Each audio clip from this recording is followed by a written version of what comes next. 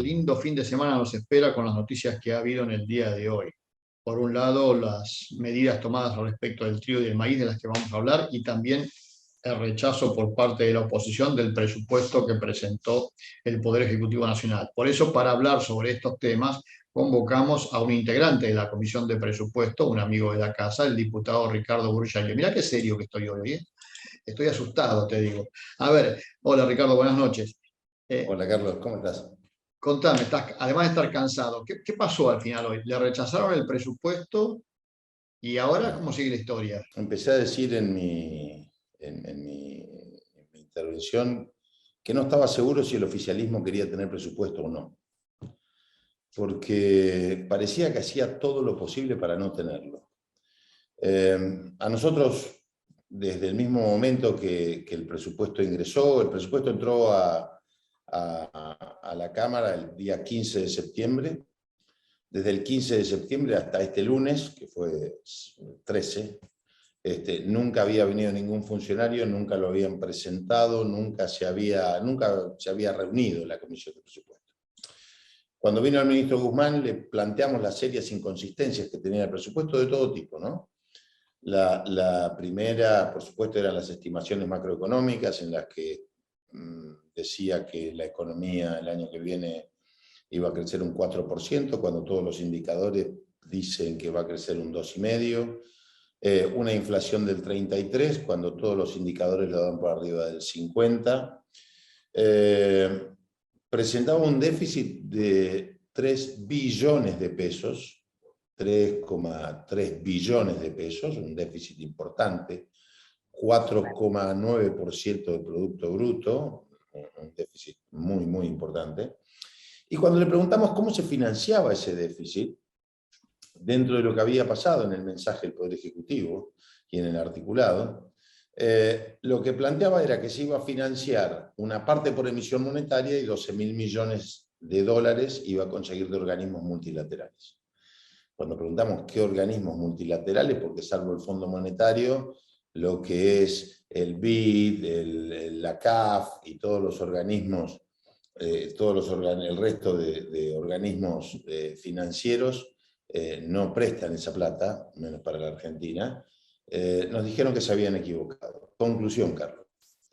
Alto déficit fiscal, inconsistencias macroeconómicas, dudoso financiamiento del déficit. Porque si vos no conseguís financiar con organismos internacionales, lo que tenías que hacer es financiarlo a través de los adelantos del Banco Central, le hace emisión monetaria. Esa emisión monetaria que termina impactando, te termina impactando en la inflación y te termina impactando en los precios, en el tipo de cambio y en por supuesto, el fondo te decía que tenías que subir la tasa, entonces te termina impactando a la vuelta de la hoja, otra vez en el déficit y otra vez en el tipo de cambio. Aparte de eso, por ejemplo, el presupuesto, todos sabemos que tenía esos famosos 3 artículos, el 80, 81 y 82. El 80, donde subía la tasa de estadística y la sostenía, prorrogaba las facultades hasta el 2024. Los mismos que los derechos de exportación, que los prorrogaba hasta el 2024, del 2019. 3 puntos adicionales. Exactamente, vencía ahora en el 2021 y lo prorrogó. No, todo lo que cae es la facultad de subir los derechos de exportación, ¿no? Hasta el 2024. Y el último era un disparate que estaba prohibido por la Ley de Administración Financiera, que era que podía cobrar una sobretasa de hasta el 100% sobre los activos en el exterior, por toda la vigencia del impuesto. Esto está expresamente prohibido en la Ley de Administración Financiera. Esto te lo digo así rápidamente. Estas eran las cuestiones que nosotros planteábamos. No se podía analizar ni develar ni entrar mucho más por el escaso tiempo que teníamos. Nosotros normalmente en la Comisión de Presupuestos tratábamos durante un mes esta ley, y esta vez se la trató 2 días. Para cerrar todas estas inconsistencias y este enorme déficit, Iba a decir ayer, pero ando con las horas cambiadas después de la sesión.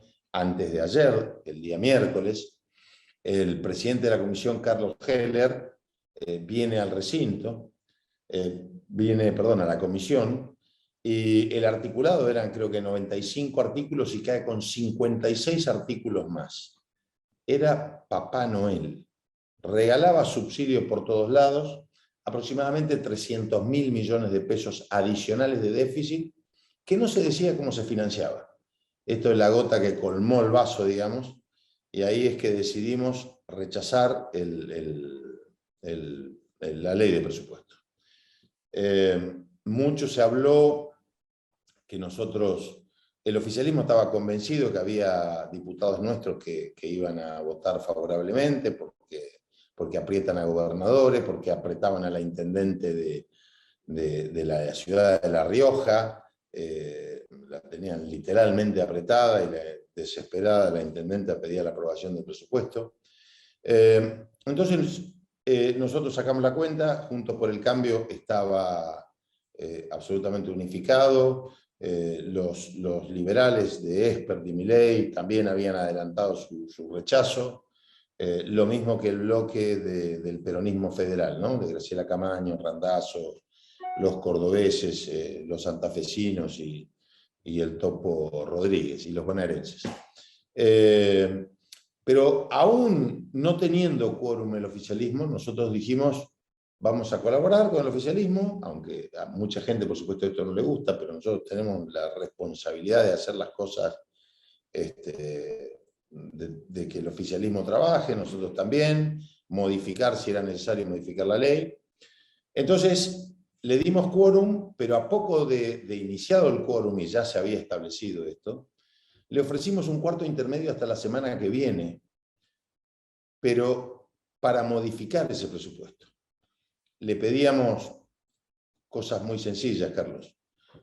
Por ejemplo, el mínimo no imponible de bienes personales hoy está en 2 millones de pesos. Cualquier auto que vos tengas hoy vale más de 2 millones de pesos. Entonces, bienes personales nació como un impuesto que gravaba la exteriorización de riqueza. Había un proyecto que tenía media sanción del Senado que estaba en diputados y que podíamos tratarlo. Bueno, pedimos que incorporaran eso, que no tomaran en la administración pública gente por un año, que la Oficina de Presupuesto del Congreso, que es una creación extraordinaria que se hizo en la Cámara, que nos ayuda a los diputados, que trabajara con el Ministerio de Economía para que todas estas inconsistencias se limaran.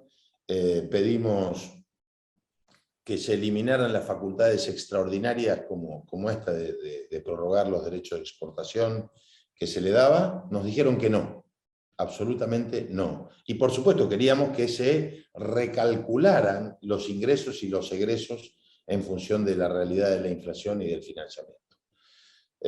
Bueno, transcurrió toda la sesión, nosotros con la posición de votar en contra, y el oficialismo no tenía los votos en contra, a favor. Estuvo toda la noche hablando con diputados nuestros, tratando de convencerlos por una cosa, por otra, que acompañaran. Nuestros diputados se sostuvieron como tiene que ser, con la convicción de que era malo. A las 8 de la mañana, cuando ya estábamos por votar, el presidente de la República pide un cuarto intermedio para la semana que viene, para ver si se podía modificar el presupuesto. Tuvimos un cuarto intermedio y debatimos mucho sobre la conveniencia. La verdad que parecía una falta de respeto que después que hayan estado intentando convencer a algunos diputados nuestros toda la noche que votaran a favor, a las 8 de la mañana teníamos, por supuesto, muy molestos con esto, cuando el día anterior le habíamos ofrecido nosotros sesionar la semana que viene para que el gobierno no se quedara sin presupuesto.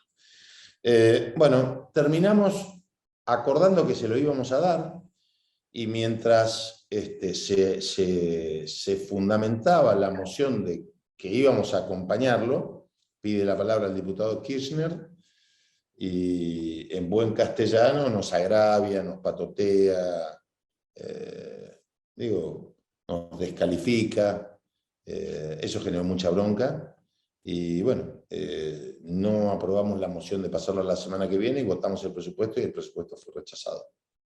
Ahora, se supone que el presidente por estas horas está pensando en trabajar con el presupuesto de este año, es decir, prorrogar este presupuesto. ¿Es lo que corresponde o hay que esperar que se apruebe una nueva ley? No, el presidente puede reconducir este presupuesto, lo reconduce, ya lo hizo en el año 2020, en el 2019 no se aprobó el presupuesto, durante todo el año 2020 lo recondujo. Tiene algunas otras consecuencias que vamos a analizar desde el punto de vista de la Ley de Administración Financiera, qué significa, que lo más complicado para el gobierno es cómo hará para poder tomar deuda, ¿no? Podrá tomar la deuda autorizada en el 2021, no sé qué podrá hacer respecto al 2022. Sí podrá poner un nuevo presupuesto en consideración a principios del año que viene, en el nuevo periodo de sesiones ordinarias. Pero lo más importante que uno tiene que tener en claro, Carlos, es que la gente en el mes de noviembre votó por un Congreso no para que nosotros estemos derrotando al oficialismo, sino que para que estemos haciendo cosas buenas para la sociedad, digamos, ¿no? Este es mi planteo. Creo que a partir de estas mayorías equilibradas que tenemos, donde el oficialismo no tiene mayorías propias, lo que tenemos que hacer es trabajar de cara a la sociedad, resolviendo los problemas que tienen, los impositivos, los laborales, todo lo que se trate. Ahora, con esta soberbia, esta descalificación, va a ser muy difícil trabajar. Ahora, decime una cosa, las facultades delegadas, en este caso, Cayero. se caen, ya no están más. Se caen con el presupuesto. Se caen con el presupuesto. Más que el Estas presidente prorrogue pero sí quiero decir esto, Carlos. No soy abogado, pero entra en vigencia en el caso específico de los derechos de exportación el artículo 755 del Código Aduanero. Por lo tanto, el Ejecutivo podrá, que por supuesto esto me podrá corregir algún abogado, pero va a fijar, no es que podrá, va a fijar seguramente los derechos de exportación, pero no nos olvidemos el fallo Camaronera Patagónica, que fue recurrido, ¿no? Que fue declarado inconstitucional. En este caso, el Poder Ejecutivo seguramente va a emitir una resolución o un decreto, porque el decreto para los derechos aduaneros el Ejecutivo va a entender que lo puede hacer, así que lo que no va a tener es la facultad de fijarlo hasta el año 2024.